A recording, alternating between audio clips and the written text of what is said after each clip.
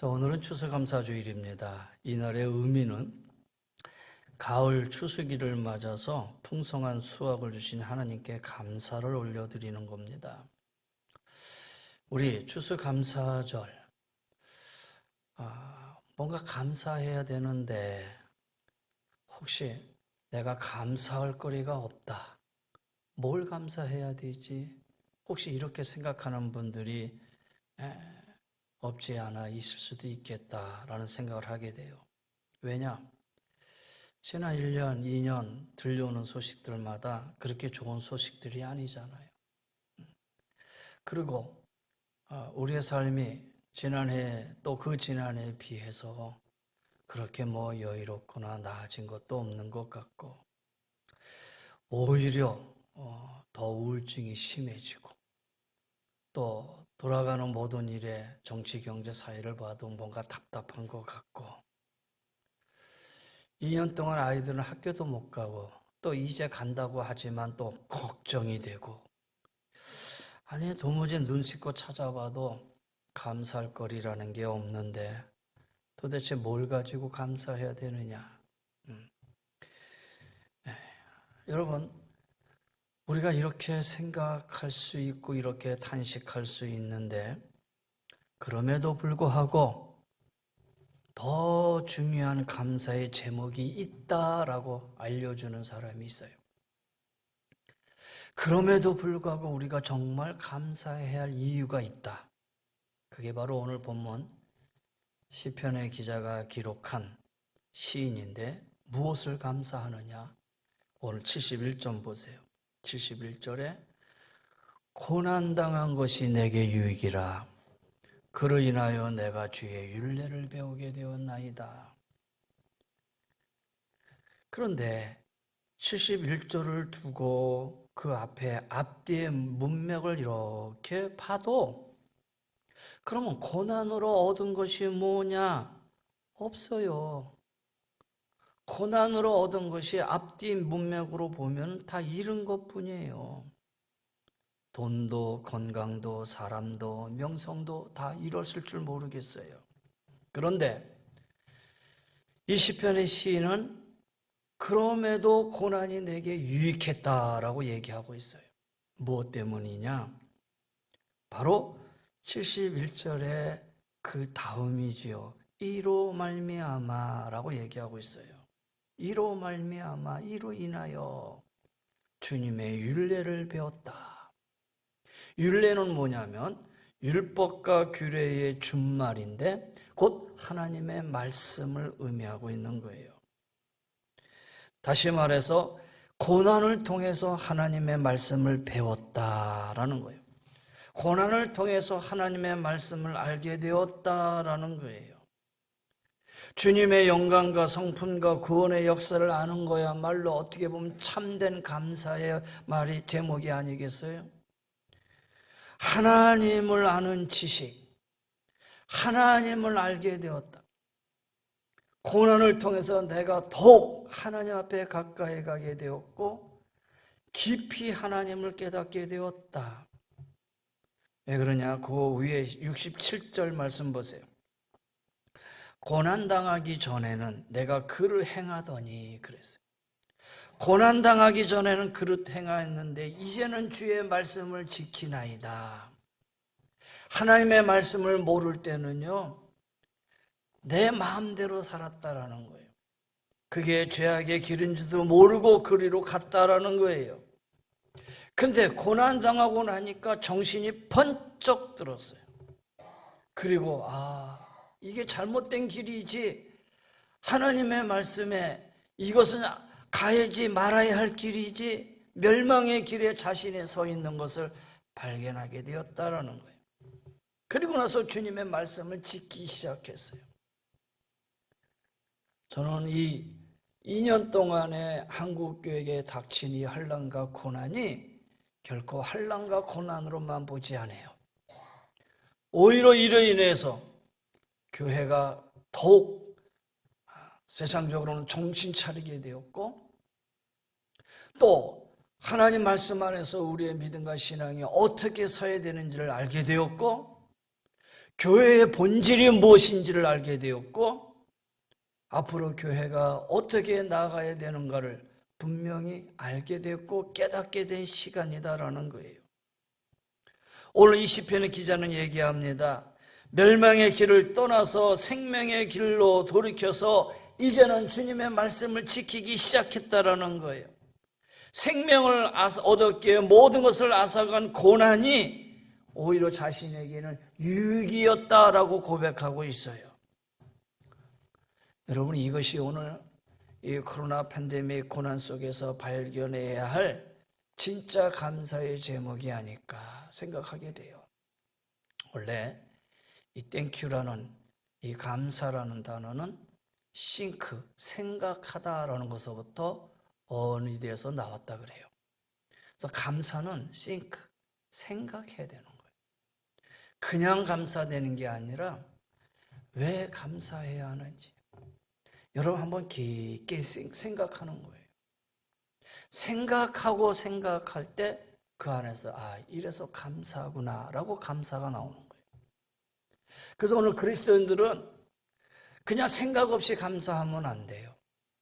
깊게 생각해 보는 거예요. 생각하니까 그래서 감사하구나. 그리고 돌이켜보니 그래도 감사하구나. 이것이 진정한 감사가 된다는 것이죠. 코로나 팬데믹 속에서도 돌아보니까 그래도 하나님 우리 교회를 지켜주시고 앞으로도 지켜주시겠지만 우리 성도들을 코로나로부터 여기까지 그래도 2년 동안 아무 일 없이 지켜주셨으니 저는 목회자로서 정말 감사한 거예요. 정말 감사해요. 끝날 때까지 하나님이 우리 교회와 성도들을 지켜주실 줄 믿습니다. 여러분 다른 것 사실 다른 거는 이렇게 부가적인 거 아니겠어요?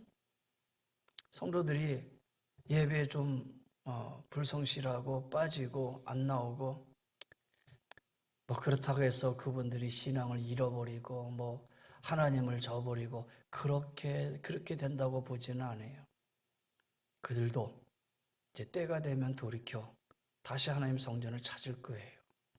그렇게 본다면 오히려 이 고난 속에서 하나님이 우리 교회를 지켜주시고 성도를 지켜주시고 우리의 삶을 지켜주신 것에 대해서 깊이 생각하며 감사하지 않을 수가 없는 거예요. 신약에 삭개오가 있었어요. 삭개오라는 사람은 세리장이에요. 키가 작아요. 그런데 그는 높은 지위, 권력, 돈은 키는 작았지만 세리장으로서 아쉬울 것 없이 살아가는 사람이었어요. 그러네. 그의 마음속에는 항상 큰 구멍이 있었어요. 뭔가 채울 수 없는 갈증이 있었어요. 그래서 예수님을 만나서 이걸 채우고 싶었는데 예수님을 만날 수 있는 방법이 없었어요. 그러다가 나무 위로 올라가서 주님을 만나려고 했는데 예수님이 그 나무 위에 올라간 삭개오를 보고 내려와라. 오늘 밤 내가 네 집에 유하겠다. 예수님이 그 집에 들어가셨어요. 그때 삭개오가 자기 집에 들어오는 예수님을 보고 이렇게 고백합니다. 주여 보시옵소서. 내 소유의 절반을 가난한 자들에게 주겠사오며 만일 누구의 것을 속여 빼앗은 일이 있으면 내 갑절이나 받겠나이다. 삭개오는 로마 제국의 치하의 세리장이라는 지위를 이용해서 온갖 수탈을 해왔어요. 그래서 그 전에는 자신의 한 일에 대해서도 가책이 없었는데 주님을 만나고 나니까 누구의 것을 속여 빼앗은 일이 있다라는 사실을 스스로 고백하게 되고요. 그 일로 인해서 내가 4배로 갚겠다라고 자기 자신의 잘못을 고백하고 있어요. 아마 이런 일이 있고 난 후에 삭개오의 재산은 4분의 3 정도가 줄지 않았는가. 이 일을 삭개오가 행했다면 재산의 4분의 3이 없어지는 순간이에요. 그리고 4분의 1만 갖게 되는 그 순간이에요. 그렇다면 여러분 외적으로 보여주는 면에 얼마나 상심이 되겠어요. 야, 내가 이 정도 있었는데 다 줄어들고 요만큼 남았어.